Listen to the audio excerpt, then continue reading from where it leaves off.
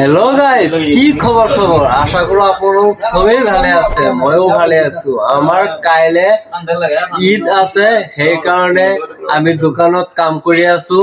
আমাৰ ফাইজিনৰ দোকানত এতিয়া এটা ব্লগ বনাই আছো, আপোনালোকে চাই থাকক আৰু মোৰ লগতে থাকক। আৰু কি কাম কৰি আছো মই আপোনালোকক দেখুৱাই আছো, ঠিক আছে গাইজ? তেতিয়াহ'লে এইটো চাওক ফাইজুদ্দি কেনেকৈ খং কৰি আছে, ঠিক আছে?